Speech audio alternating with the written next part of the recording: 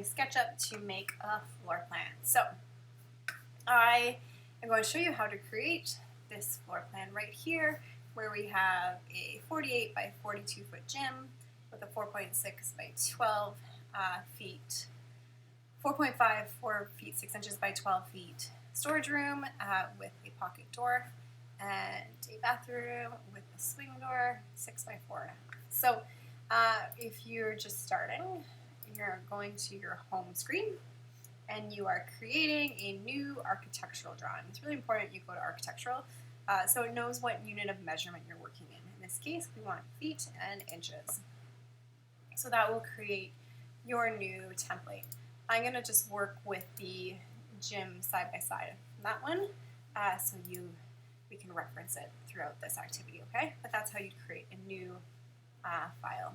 Once in the new file, you're going to go to the right-hand side where your movie clip is and just change your view to the top bird's eye view, the roof there, so that you're looking straight down. It's harder to create on different axes when you're not on a flat axis, where if we're looking this way, we're directly 90 degrees above, so it's easy to create in one straight level, not on a side view, okay?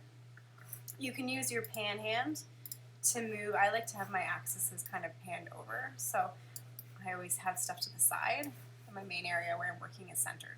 So I'm going to just kind of put this to the side over here so I can reference it when needed, but I'm going to create a new file right over here. Okay? So to create your room, you're using the box tool, the rectangle tool, and you click and drag in the direction you want. Notice how if I drag down, the room will go that way, drag back, the room will go that way, drag up, the room goes that way. So you kind of drag in the direction you want. If you're not sure which one number is width and length, as you're dragging the trackpad, at the bottom right, and there's a box that says dimensions way down here, it starts to expand. So you can see as I'm going up, the number on the right changes. If I'm going left to right, the first number on the left changes. So if I want the wider number first to be the length wider, 48 feet, 42. And I don't click into the dimensions, I just start typing. If I click here, it's going to be like, what's happening? So all I did to activate is I selected the rectangle tool, click and drag, and then start typing. 48 feet, 42 feet. It's really important you add a measurement, otherwise it will default to inches, and you don't want that. 48 inches by 42 inches is a very small gymnasium. So 48 feet, that's your by, 42 feet, enter. And there I have the long to 48 by the height to 42. To create my offset, I'm using the tool underneath the push-pull, the extrude there, right there at the bottom. The shortcut is F. Think about it, it's like framing is a good way to remember it for your walls being thick, framing.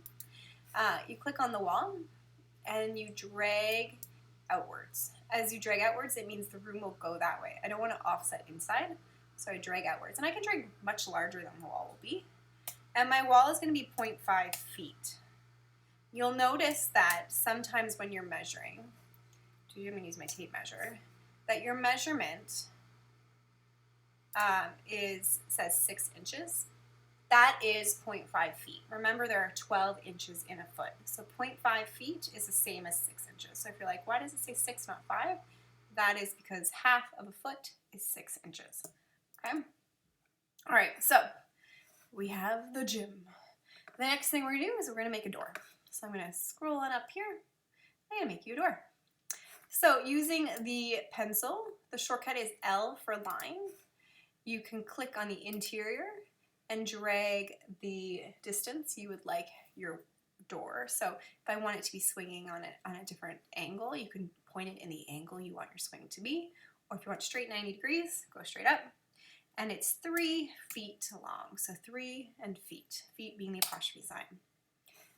To create my door swing, I'm using an arc tool. So the very first arc, it's a 3-click process. Hinge, end of door, drag to close, right? My next door, I want it to be 6 feet away from here. So I'm going to use my tape measure, which is on the left-hand side, or T for tape measure, okay? T for tape. And then you're going to click and point the direction you want, 6 feet, enter. doesn't create a door. What it does is creates this little annotation. And that will tell me where I want my door to be. If at the end I have all these annotations everywhere, on the right-hand side there's these glasses. You can turn off your guides and you can turn off your annotations. See how it disappeared? So at the very end, if you want to clean up your file, you can hide all those markers you created at the very end with that eyeglasses, and that will make it easier to just focus on your beautiful work and not all the guides that helped you make it. So using my pencil tool, L for line, I'm going to create another door that's 3 feet. And I'm going to create another arc that goes door hinge to end of door, and then look at that, perfect connection right there in the center. I'm going to clean up the overlap because we don't need that part there. And in doors, you can have it go till like that, where it's just in parallel, or you can keep the line for where the door closes. It's personal preference to have, but you don't have 2 lines. So notice how I deleted that upper line. There's not the thickness of the wall anymore, right? So the singular line says this is where the door closes. Okay? I've noticed some of you like to make the door thickness, which is awesome. So if you are making the door thickness, you're just creating another line outside of that door.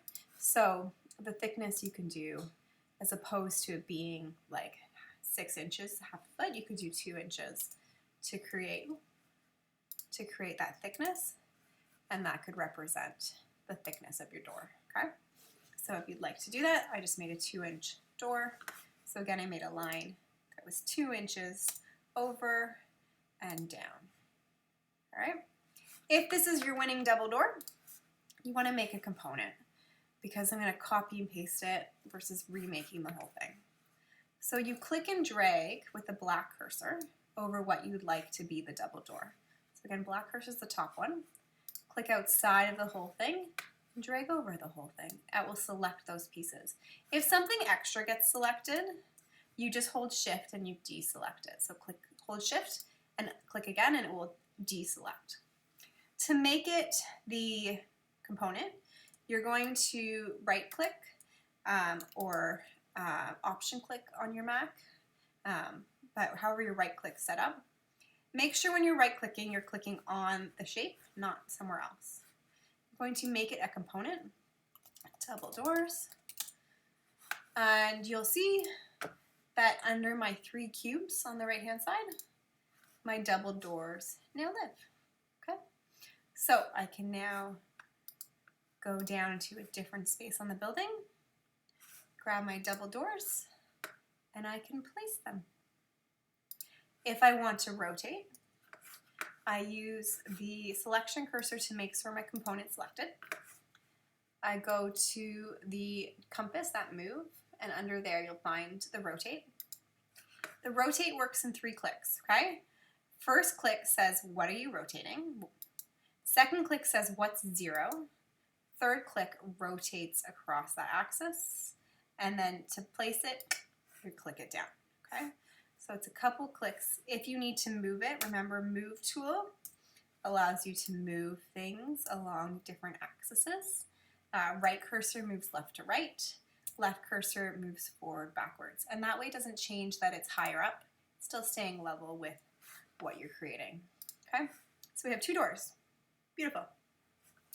What's next? We need to make this lovely extension with a pocket door. Oh, that's missing a line.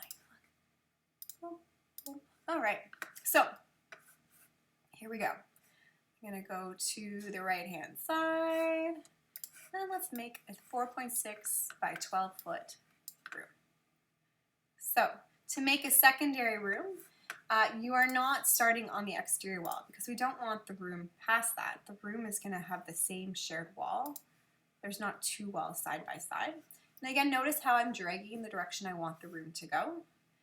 And in this case, I'd like it to be 12 feet, comma, 4.5 feet, and enter. And there is my wall.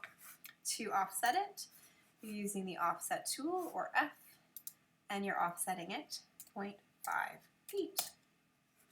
Notice how you have these overlapping lines. You can grab your eraser, E for erase, go whoop, whoop, gone. Okay?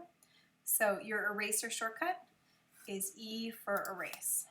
So getting familiar with the shortcuts makes SketchUp so much more efficient for you because you don't have to constantly move over to the left to grab a tool. You can just jump between all of your different tools. And if someone has a shortcut for accessing the panhand, tell it to me. I can't figure it out on EDU SketchUp. So, pocket door. Our pocket door is a 3-foot gap for where we'd walk through and a 3-foot frame, okay? So if you're like, what is Miss Cox talking about? Going over here, you'll notice that there's a 3-foot gap to walk through and a frame that would hold the door and a door, okay? So it slides through. Now, let's go make that. Hand in hand. All right.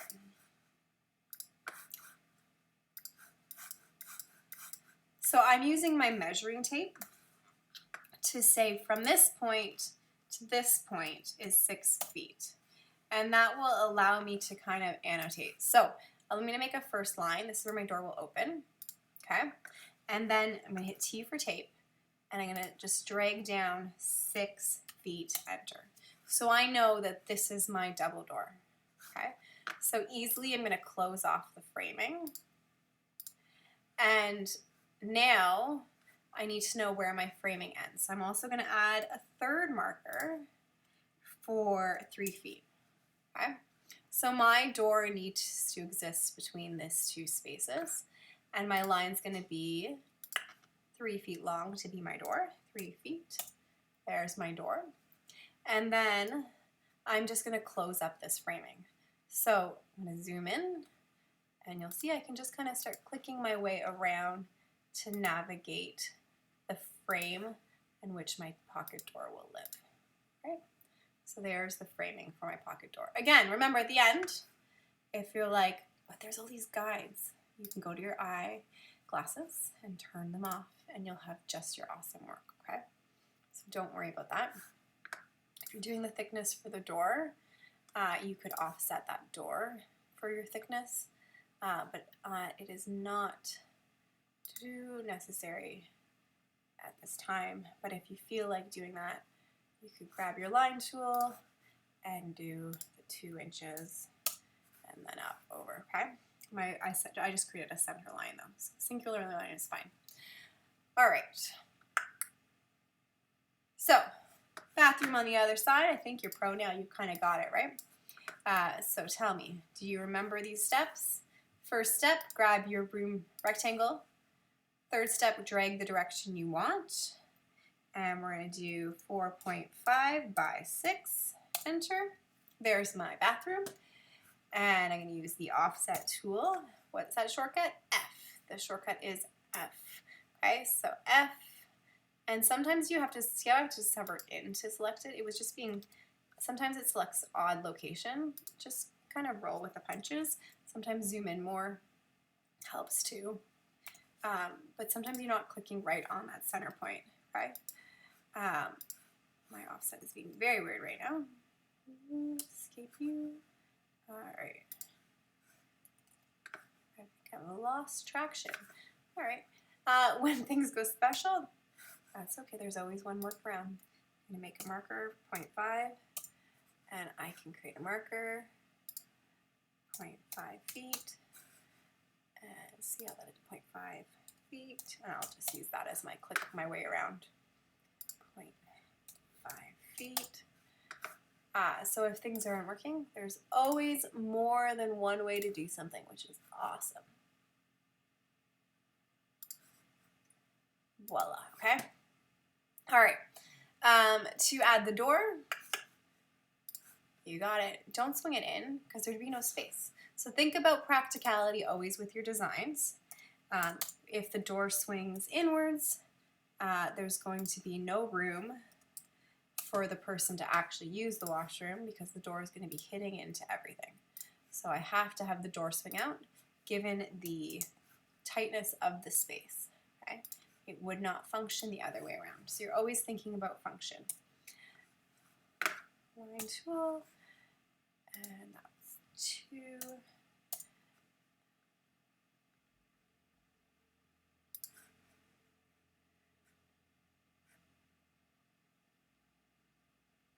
And then you'll notice with your zoom, it zooms in wherever your trackpad is.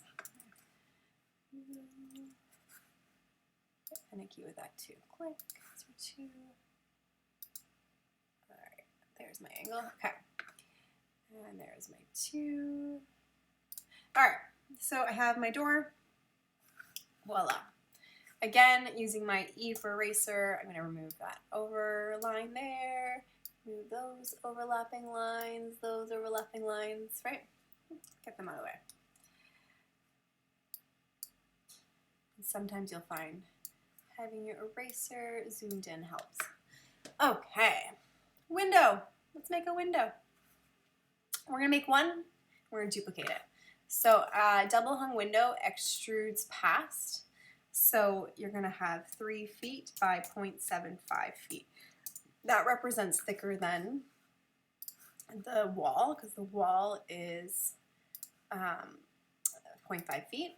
And notice how I zoomed in. When I zoomed in, I got these blue dots that showed me the middle. The frame's going in the middle. I'm going to make that a component by grabbing my black cursor, right-clicking it, and calling it a double hung window. My 3 cubes, I can grab a double hung window and plop it right in. To make duplicates, just hold Option before you click, or Control if you're on a PC, Option on a Apple, Control on a Mac. At school I'm on a PC and at home I'm on a Mac. So familiarizing yourself with both is always important to note, and that will allow you to move it. But when you Option click or Control click, it'll make a duplicate, okay? And that will allow you to place. When you're done, to add your fill, you can't just grab your paint bucket and grab a black fill. This is what's gonna happen. It might work on some, but then you'll notice over here, like it goes over, right? And that's because I added additional components.